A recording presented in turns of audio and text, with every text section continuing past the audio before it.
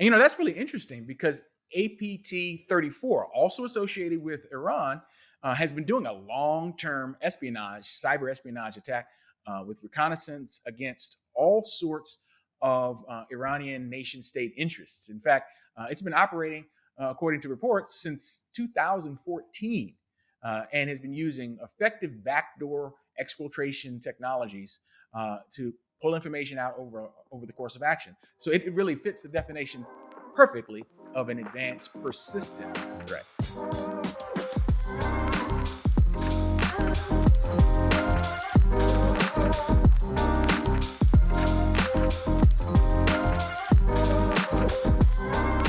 Hey, everybody, welcome to another episode of the Cyber Guys podcast, the cybersecurity podcast for everyone. My name is Andrew Valencia, and as always, I'm joined by Mike Hill. And Mike, what are we talking about today? Today, we're talking about the bogeyman. When everyone thinks about hacking or being attacked or threats, they're thinking about these actors that are going to break in your system and pull out all your valuable information, that kind of stuff. That's what we're really talking about today. So when I think about advanced persistent threats, or APTs, I really think of it as kind of like a noun and a verb. It's really not a noun and a verb. They're both just nouns. But it describes a threat agent, a source of attack, but also a method of attack. See, in terms of a methodology, an advanced persistent threat is an attack where someone who's unauthorized gets access to the system, embeds themselves in, maintains it, thus the term persistence, and then is able to act against that target for an extended period of time. And it uses very sophisticated tools, techniques, and procedures to achieve this. But we've come to use that term to also describe the actors that take that approach. So when we hear the term APT, it may refer to an organization, an individual, a state-sponsored hacktivist group, or hacker group. Whatever the case is, they're the entity that has the characteristic of attacking a system in a particular way, and therefore we can track them. Yeah, and I think that's a really good distinction as well, because these groups of APTs aren't what you would call one and done or hit and run malicious hackers. These are very sophisticated and very skilled hackers with a specific goal in mind, whether they be short term or long term in nature. They are composed of individuals that have a specific set goal. Often they are well resourced by an actual nation state actor. I think it's an important distinction as well, because these APTs aren't script kiddies. They aren't necessarily just hacktivists or one off groups. These are persistent threats, right? That use very low tech and very high tech or sophisticated means to gain unauthorized access to systems, or to steal very sensitive information. And they often align politically with the nation state, with a specific nation state, which is how cyber intelligence reports and cyber intel entities are able to identify some of these hacking groups. So, in your opinion, Mike, though, why is it important to have these distinctions, though? Why not just address these by the attack as opposed to by the group? Well, these are the threat agents that we're most worried about. When we look at organization, enterprise class cybersecurity procedures, policies, and engineering solutions, we're talking about methods to keep these guys out. Because of all the potential threat agents that are out there, these are the ones that can actually do the most severe damage to organizations. And they've been known to attack the critical infrastructure. They've been known to undermine organizations, even nations, in what their priorities are, and basically engage in a form of cyber warfare using technology. Because these are well resourced or well funded groups, they typically have a very robust development process when it comes to their malware or when it comes to their tactics. Often that leads to the discovery of new attack vectors that are used by much less sophisticated attackers, so script kiddies or um, just kind of novices, are able to use what these APTs actually do, and their methods of attack. They can take those and actually then do it themselves. So if you've heard of a major attack against a government agency, against some large organization, even against a major corporation, it was an APT. If you've heard the term zero day, most likely the zero day was developed by and executed by an APT. If you've heard of any major breach, most likely it was an APT. So this is the boogeyman. This is the one that everyone is most afraid of. In fact, we have a guest coming on in an upcoming episode who prosecuted some of these APT threat agents and actors, and particularly from Russia. But we'll talk about that in an upcoming episode. But for today, let's focus in on why APTs are the threat that they are, how they approach us, what the danger is, and just some other characteristics so that everyone is a little bit better informed on what we mean by APT. Hey folks, Editing Andrew here. Did you know that the Cyber Guys are now available on all major podcasting platforms? That's right. Apple Podcasts, Google Podcasts, Spotify, Stitcher, and all the rest. You can find the Cyber Guys there. Take us with you wherever you're going. Just search for Cyber Guys on your favorite podcast platform. That's Cyber Guys, 2 words, not 1. And if you like seeing our wonderful faces, keep watching us on the YouTube channel. Just remember to do all the YouTube things, like and subscribe. Now that that's over, back to the episode. So, who are they? Well, for the most part, they are, as you mentioned, funded by large organizations, whether criminal or government. Nation state sponsored APTs are the ones we track. And there are a couple of organizations that track these. FireEye maintains a list. We'll have a link for that in the, what do you call it? In the notes. There'll be a link to that in the notes. But let's just talk about a few of these. One of the first APTs that we started tracking were some of the threats that come out of China. And you'll be able to identify these when you search for them on the web based on the abbreviation APT and a number. So we'll take it from the top. APT 1. APT 1 is also known as Unit 61398 or the Comment Crew. They operate out of China, and they've been known to target the information technology space sector, aerospace, public administration, satellites, telecom, scientific research, consulting firms that deal with scientific research. Their target is all about technology. And what they've done is stolen systematically hundreds of terabytes of data. In other words, if you can't build it, steal it. APT number 1 is associated with some of the oldest and frankly widely used by threat agents today, backdoors and rats that are out there. For instance, if you've ever heard of the Bark IO fork, excuse me, that's theirs. Backdoor, WakeMap, a number of other tools. Ultimately, their goal is to use spear phishing, targeting a particular insider, and then to use that insider to click on something that allows them to download their malware right into your environment and compromise the system with an inside-out attack. Another Chinese group is APT number 3. Same thing. They mainly target the aerospace and defense industries, any high-tech telecom firms and transportation. That's what they do. A lot of these tools that they're able to execute, they only are able to do that once they actually have access to the system or to the network that they're attacking.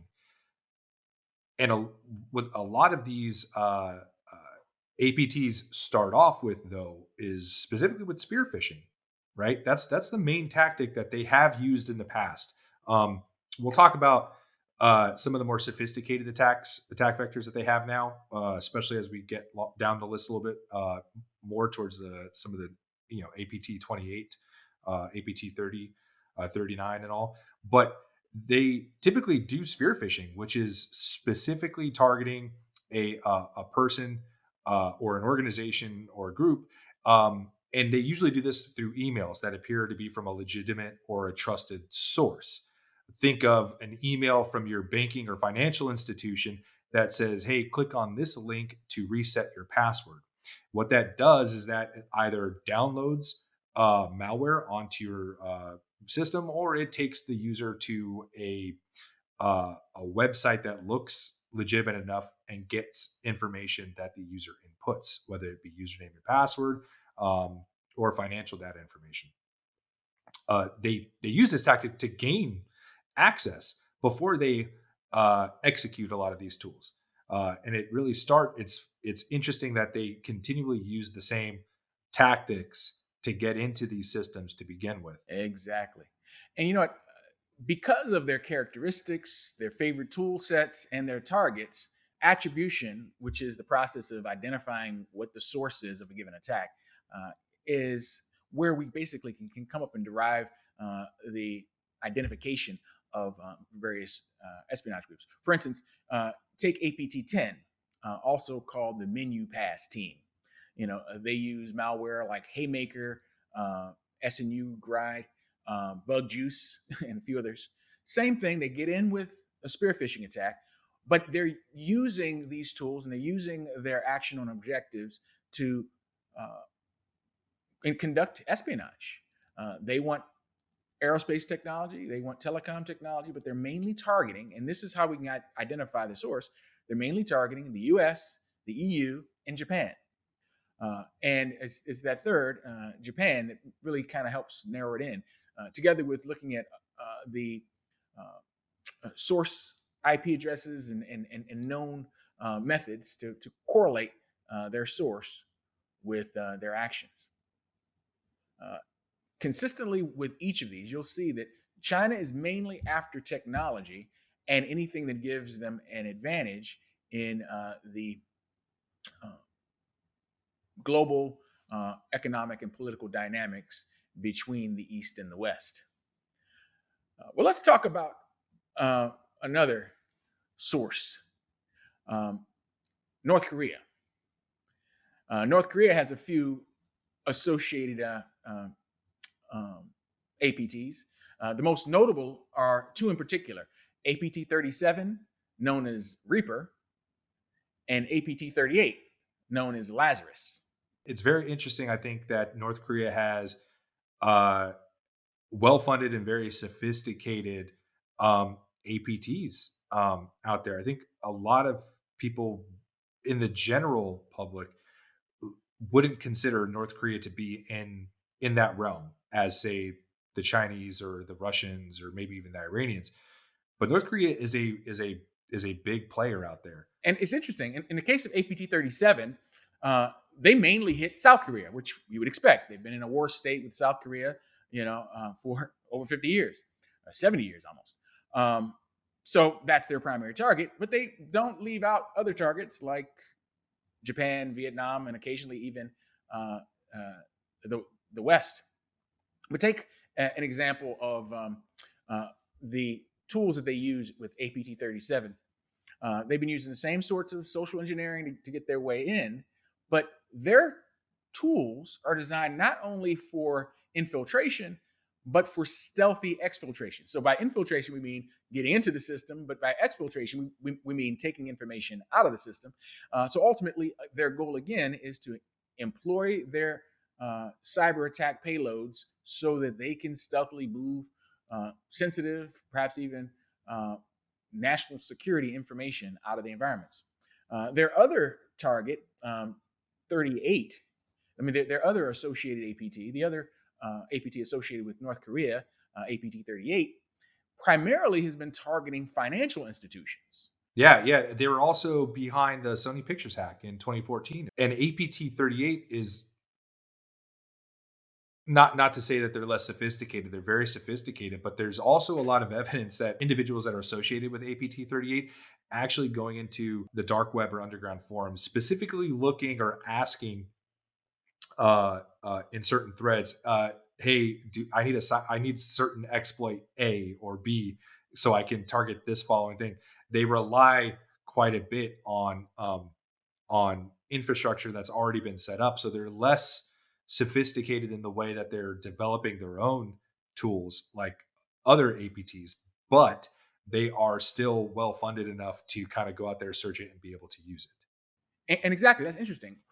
We don't identify APTs purely based on their source or country of origin, but the team will have characteristics. The team will have tools and tactics and procedures that allow us to identify and then attest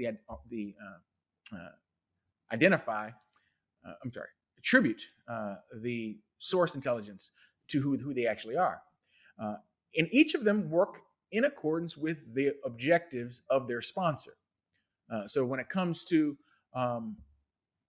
Iran, for instance, the suspected attribution of APT 39 is an example of one where you can identify their characteristics based on their targeting, based on their sourcing, based on what they do. Yeah, I think APT, again, a lot of times with some of the previous APTs we talked about, their strategies or their goals rather have been espionage or to gain access. I think something that's so far on this list that we've talked about that's unique to APT 39 is their desire to not sow chaos, but to be disruptive, right? One of their target goals, especially for some of the OPEC nations on their list, has been disruptive attacks, closing down lines of communication, DDoS attacks, or distributed denial of service attacks to shut down access to certain servers. And again, yeah, I think generally to sow chaos, right? That has been their goal. And APT 39 is not the only Iranian attributed APT or hacker group. There are multiple. No, you but got 33 and 34 are two big ones. 33 right, and 34 exactly. are two big ones around. Right, and it's interesting because they have been linked not only to disruptive attacks but also to misinformation campaigns or influence, what they call influence operations, I believe, as well. So I think, and that's commonplace with some of these APTs, where some of them are more strategic, long term, and others are more kind of day to day or tactical, where they hey, we need to take out communications to this specific group, and they commit a DDoS attack. And that's really interesting because APT 34, also associated with Iran, has been doing a long-term cyber espionage attack with reconnaissance against all sorts of Iranian nation-state interests. In fact, it's been operating, according to reports, since 2014 and has been using effective backdoor exfiltration technologies to pull information out over the course of action. So it really fits the definition perfectly of an advanced persistent threat. That's the thing, is that these are not only small hacking groups that are hit and run, so to speak. These groups have very long term goals and are resourced enough to be able to do that.